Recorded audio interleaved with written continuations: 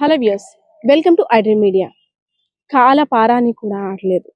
ఇంకా ఇంటికి కట్టినటువంటి తోరణాలు కూడా అంతే పచ్చిగా ఉన్నాయి. కోటి ఆశలతో, సరికొత్త ఆశయాలతో మెట్టినింటి అడుగు పెట్టింది తేజశ్రీ, శ్రీకాకుళం చెందినటువంటి యువతి. సో ఎంతో లైఫ్‌ని హ్యాపీగా ఊహించుకుంది. కానీ వరకట్న వేధింపులకి బలై విగత జీవిగా మారింది. అసలేమైంది తేజశ్రీకి? మార్చి 7వ తారీఖున అంగరంగ వైభవంగా శ్రీకాకుళం జిల్లా గార మండలానికి చెందినటువంటి తేజశ్రీ యొక్క తల్లిదండ్రులు, అదేవిధంగా శ్రీకాకుళం మండలానికి చెందినటువంటి సోమేష్ యొక్క తల్లిదండ్రులు ఇద్దరూ కూడా చాలా అంగరంగ వైభవంగా వీరి యొక్క వివాహ మహోత్సవ వేడుకల్ని ఘనంగా నిర్వహించారు. అంతా బానే ఉంది.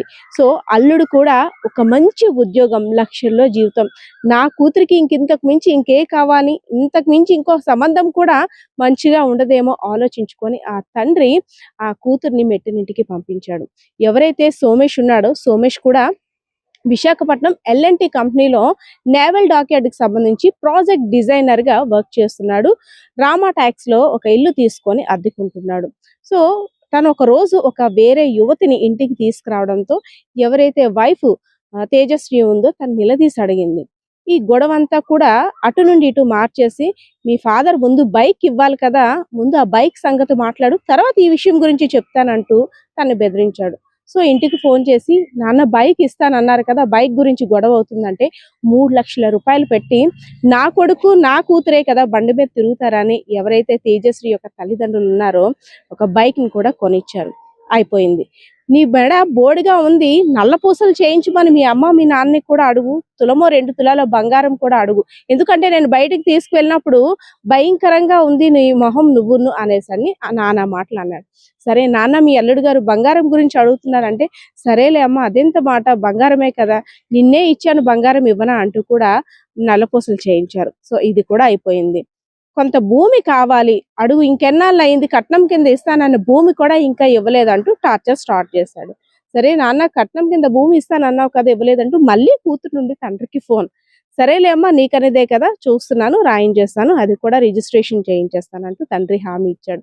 ఇలా వారానికి రోజుకి ఒకటి కాదు, ఇలా చిన్న చిన్న తగువులు, అందులోని కొత్తగా పెళ్ళయింది కాబట్టి వధూవరుల మధ్య తగువులు రావడం సహజం. ఎవరో ఒకరు సర్దుకుపోవాలంటూ తేజశ్రీకి తన తల్లిదండ్రులు ఎంతో నచ్చ చెప్పారు. పాపం తేజశ్రీ నిజంగా అలానే నమ్మేసి తండ్రికి జరుగుతున్నదంతా చెప్పడం మానేసి, అల్లుడు గారు ఇది అడిగారు అది అడిగారు అని చెప్తుంది. కానీ తను పెట్టిన నానా చిత్రహింసలు కనీసం పెదవి దాటి తండ్రి చెవుని దగ్గరకు కూడా చేరనివ్వలేదు. సరే ఇదంతా అయిపోయింది. 1,50,000 కావాలి క్యాష్, ఎందుకంటే ఖర్చుల కోసం మీ నాన్ని అడుగు అంటూ ఫోన్ చేయించాడు. సరే 1,50,000 అయితే లేదు కానమ్మా, ఈ మధ్యనే బంగారం, డబ్బు, అదేవిధంగా భూమి అన్నీ ఇచ్చాం కదా, ఒక 50,000 రూపాయలు ఇస్తాను, మిగిలిన డబ్బులు తర్వాత చూసుకుందామంటూ 50,000 రూపాయలు కూడా ఇచ్చాడు. ఇంతటితో కూడా ఆగలేదు. ఎప్పుడైతే మే 8వ తారీఖున మీ అమ్మాయి ఉరి పోసుకొని చనిపోయింది అంటూ అక్కడ నుండి ఎవరైతే సోమేష్ ఉన్నాడో, సోమేష్ తన తేజశ్రీ యొక్క తల్లిదండ్రులకి ఫోన్ చేశాడు. కూతురు ఇంకా మెట్టినింటికి వెళ్ళి ఇంకా 2 నెలలు కూడా కాలేదు. ఇంకా పారాని కూడా ఆరలేదు. ఇంకా చేతుకున్న గోరింటాకు మరకలు కూడా ఇంకా పోలేదు. అప్పుడే నా కూతురు చనిపోయిందా అంటూ అక్కడి నుండి లబోదిబోం అనుకుంటూ ఫ్యామిలీ మెంబర్స్ అంతా కూడా విశాఖపట్నానికి వచ్చారు. సో విగత జీవిగా ఉన్న కూతుర్ని చూసేసరికి కాస్త అనుమానం వ్యక్తం చేస్తారు. అదేంటి, అది కూడా అల్లుడు ఫోన్ చేయలేదు, మీ అమ్మాయి చనిపోయింది ఉరి పోసుకొని, తన యొక్క స్నేహితులతో చేయించాడు, నేను గాబరాలో ఉన్నాను, నేను చెప్పే ధైర్యం చేయలేకపోయాను, నా స్నేహితులతో చేయించానంటూ మాట దాటేశాడు.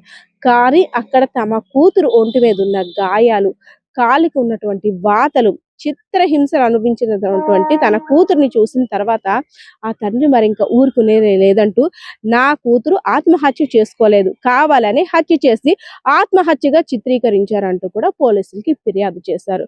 సో ఆ తల్లిదండ్రుల యొక్క బాధ బర్ణాతీతం. ఎందుకంటే ఆ తల్లిదండ్రులకి ఒక కుమారుడు, ఒక కుమార్తె అల్లారు ముద్దుగా పెంచుకున్నారు. ఒక మంచి ఉన్నత స్థానంలో ఉన్నటువంటి ఆ అల్లుడికి నా కూతుర్ని ఇచ్చినట్టయితే నా కూతురు బంగారు భవిష్యత్తులో ఉంటుందని ఊహించుకున్నారు. కానీ కలలన్నీ కూడా ఆవిరైపోయాయి. ఆ కన్న కలలన్నీ కూడా అడియాశలుగానే మిగిలిపోయాయి. డబ్బు పోయింది, బంగారం పోయింది, భూమి పోయింది, కానీ నా కూతురు మిగలలేదు. ఇవన్నీ ఇచ్చాను, నా కూతురు నీకేం తక్కువ చేసింది, నా కూతురు నాకు ఇచ్చినట్టయితే నేను పువ్వుల్లో పెట్టి చూసుకుంటాను కదా, అనవసరంగా నా కూతురుని పొట్ట పెట్టుకున్నావంటూ అక్కడ అల్లుని పట్టుకొని గుండెలు పగిలేలా ఏడుస్తుంటే ప్రతి ఒక్కరు కూడా కన్నీరు రాక ఇంకేమొస్తుంది. సో వరకట్న వేధింపుల కారణంగా శ్రీకాకుళం జిల్లాకి చెందినటువంటి తేజశ్రీ మృతి చెందడం అత్యంత బాధాకరమనే చెప్పుకోవాలి. సో ఈ ఘటనపై అయితే మాత్రం కుటుంబ సభ్యులు తీవ్ర ఆందోళన వ్యక్తం చేస్తున్నారు. ఎవరైతే తన అల్లుడు సోమేష్ ఉన్నాడో తనపై తగు చర్యలు తీసుకోవాలి, తన కూతురికి న్యాయం చేయండి అంటూ కూడా ప్రాధేయపడుతున్నాడు. కెమెరా పర్సన్ బాలకృష్ణతో పద్మ, ఐడ్రీ మీడియా.